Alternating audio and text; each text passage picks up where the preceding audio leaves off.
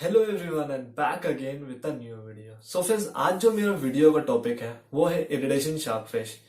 Irradiation shark fish के बारे में कंप्लीटली कवर करने वाला हूँ। इरिडेशन शार्क फिश को क्या फीड में चाहिए, अगर आपकी इरिडेशन शार्क फिश का ग्रोथ नहीं हो रहा है, इरिडेशन शार्क फिश का टेक केयर वगैरह क्या, या फिर आप अपने टैंक में इरिडेशन शार्क फिश को ब्रीड कर सकते हैं नहीं, कंप्लीट इरिडेशन शार्क फिश के बारे में इस वीडियो में बात होगा।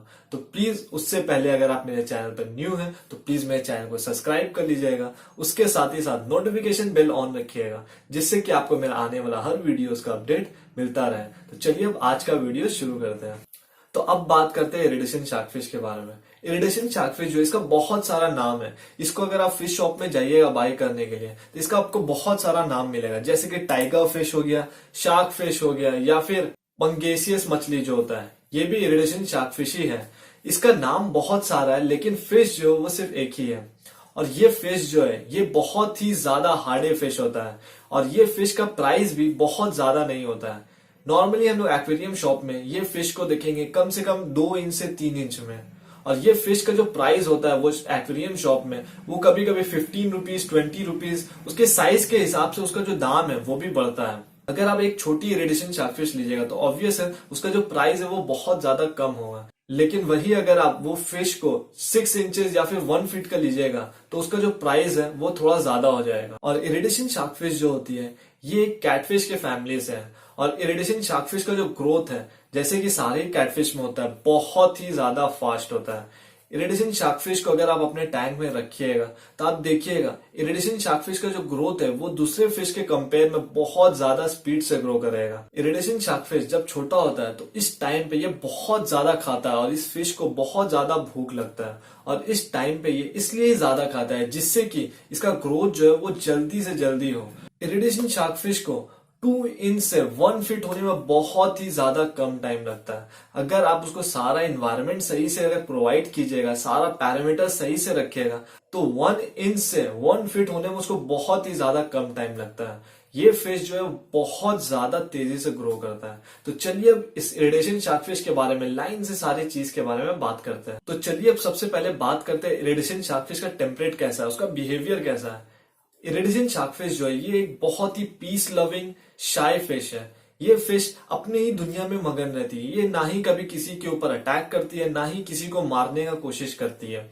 ये फिश बहुत ही ज्यादा पीस लविंग है और ये बहुत ही ज्यादा शाय है। ये जब छोटी होती है तो ये फिश बहुत ही ज्यादा डरती है, हर छोटे छोटे एक्शन से ही बहुत ज्यादा डर जाती है। तो जैसे ही ये फिश धीरे धीरे बड़े होने लगती है वैसे ही उसका जो डर है वो भी कम होते जाता है। और स्टार्टिंग के टाइम पे ये जो फिश है ये बहुत ही ज्यादा पीस लविंग है। ये कोई भी फिश को आपका अटैक नहीं करेगी, कोई भी फिश का फिन्स को डैमेज नहीं करेगी। ये कंटिन्यूअसली मूविंग फिश है, ये हमेशा स्विम करते रहेगी अपने टैंक में। इसको कोई दूसरे फिश से कोई मतलब नहीं है, ये बस अपना खाती है, अपना उस टैंक में रहती है। अब बात करते हैं इरिडेशन शार्क फिश को टैंक में कितना टेम्परेचर का जरूरत होता है। इरिडेशन शार्क फिश जो है इसको ठंडा पानी एकदम ही पसंद नहीं है, और अगर आप इसको ठंडे पानी में रखिएगा तो आप देखिएगा इरिडेशन शार्क फिश में व्हाइट स्पॉट बहुत ही कॉमन डिजीज आएगा। ये फिश को नॉर्मली वार्म वाटर में रहना पसंद है, इसको ठंडा पानी एकदम ही बर्दाश्त नहीं है। आप इसको अगर ठंडा पानी में डाल दीजिएगा तो आप देखिएगा ये जो फिश है इसका मूवमेंट बहुत ज्यादा कम हो जाएगा। उसके साथ ही साथ बहुत सारे डिसीजेस आपको इस फिश में देखने को मिलेगा। इस फिश का फेवरेबल वाटर टेम्परेचर जो रहना चाहिए वो है 72 से 79 डिग्री फ़ारेनहाइट, और इस टेम्परेचर में इरिडेशन शार्क फिश बहुत ही हैप्पीली और बहुत ही हेल्दी रहती है। अब बात करते हैं एक्वेरियम का फिल्ट्रेशन और फ्लो रेट के बारे में। इरिडेशन शार्क फिश जो है ये कंटिन्यूअसली मूविंग फिश है, इसलिए अगर आप इसका पानी में थोड़ा हल्का करंट रखिएगा, जैसे कि पानी का हल्का का मूवमेंट रखिएगा तब ठीक है। इरिडेशन शार्क फिश को हल्का करंट अगर पानी में रहता है, हल्का पानी में मूवमेंट रहता है, तो उस पानी में वो बहुत ही अच्छे से एंजॉय करती है, उस पानी में वो बहुत अच्छे से रहती है। लेकिन यहाँ पर ये चीज ध्यान रखिएगा, इरिडेशन शार्क फिश के टैंक में बहुत ज्यादा ही फ्लो नहीं रहना चाहिए पानी का। अगर बहुत ही ज्यादा फ्लो रहेगा तो वैसे टैंक में इरिडेशन शार्क फिश अच्छे से नहीं रह पाएगी। अब बात करते हैं पानी का पीएच क्या होना चाहिए। इरिडेशन शार्क फिश जो है ये एक बहुत ही ज्यादा हार्डी फिश है। इसका मतलब ये नहीं कि इसको हम लोग बहुत ही ज्यादा गंदे पानी में रखें। इरिडेशन शार्क फिश नॉर्मली एक बहुत हेल्दी लाइफ बिता सकती है अगर आपका जो पानी का पीएच है वो 6.5 से 7.5 तक रहेगा। अगर आपका पीएच इससे थोड़ा सा भी कम या ज्यादा होगा तो उस टाइम पे इरिडेशन शार्कफिश का जो स्ट्रेस है वो बहुत ज्यादा रहेगा। इरिडेशन शार्कफिश नॉर्मली एक टैंक में 10 to 15 ईयर्स तक बहुत इजीली रह सकती है। लेकिन अगर आप अपना वाटर पैरामीटर्स वगैरह खराब रखिएगा, पानी का टेम्परेचर सही से मेंटेन नहीं कीजिएगा, तो इरिडेशन शार्कफिश जो है वो ग्रो तो बहुत स्पीड से करेगी 1 फीट तक, लेकिन उसके बाद उस टैंक पे वो ज्यादा दिन नहीं सरवाइव कर पाएगी। इसलिए इरिडेशन शार्कफिश बहुत ही ज्यादा सेंसिटिव है अगर आप अपने पानी का टेम्परेचर या फिर वाटर पैरामीटर्स को सही से मेंटेन नहीं कीजिएगा तो। और अब बात करते हैं एक बहुत ही ज्यादा इंपॉर्टेंट क्वेश्चन पे, जो कि बहुत लोग पूछते हैं, इरिडेशन शार्कफिश को कितना बड़ा टैंक साइज चाहिए, या फिर हम लोग अपने इरिडेशन शार्कफिश के लिए मिनिमम टैंक साइज भी क्या रखें। तो इसका आंसर देना बहुत ही ज्यादा मुश्किल है।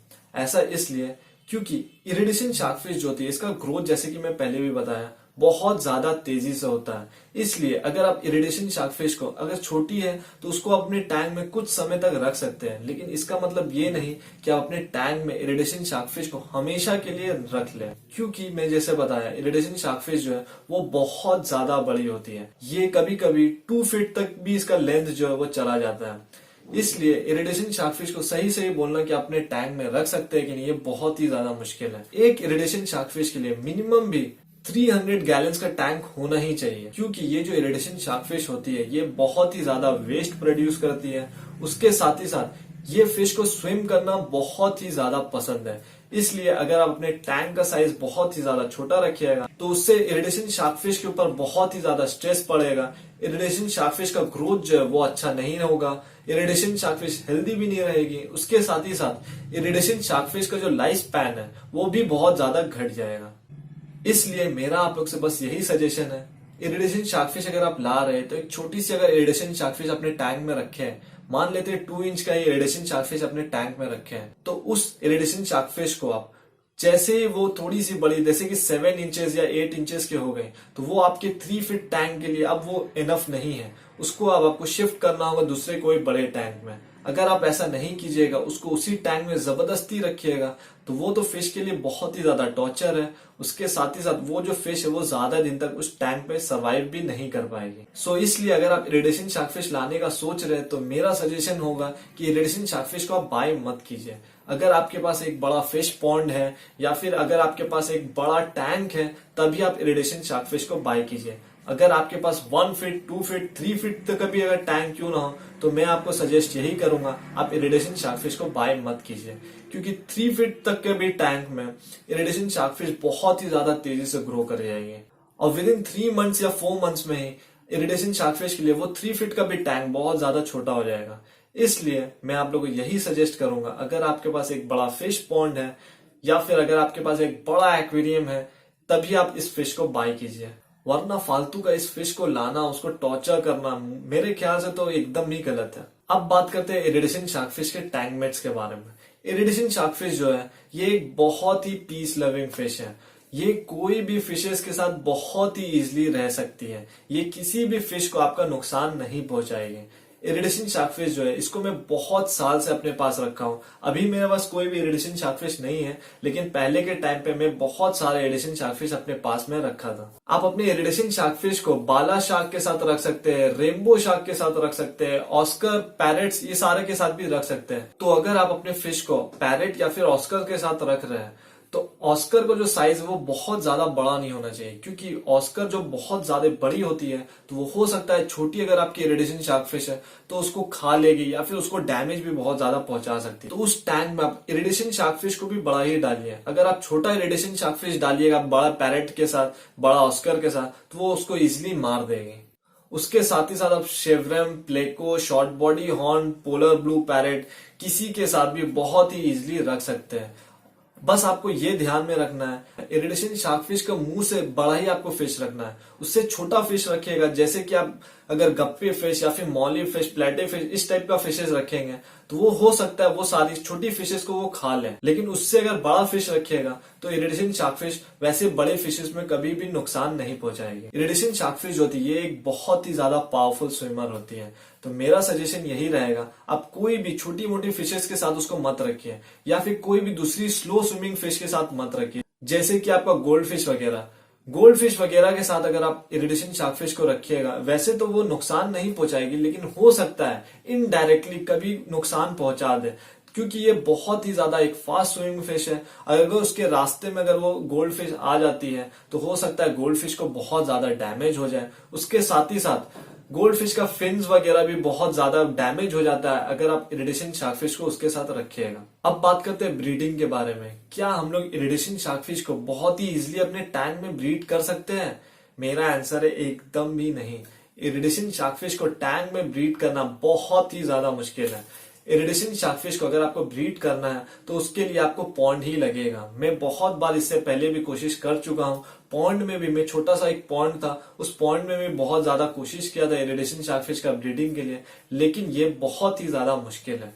उसके साथ ही साथ इरिडेशन शार्क फिश का मेल और फीमेल को भी जज करना छोटे एज में तो बहुत ज्यादा मुश्किल होता है। मिनिमम भी इरिडेशन शार्क फिश का जो साइज है वो 1 फीट होना ही चाहिए, तभी आप प्रिडिक्ट कर पाएंगे जो भी आपके इरिडेशन शार्क फिश है वो मेल है कि फीमेल।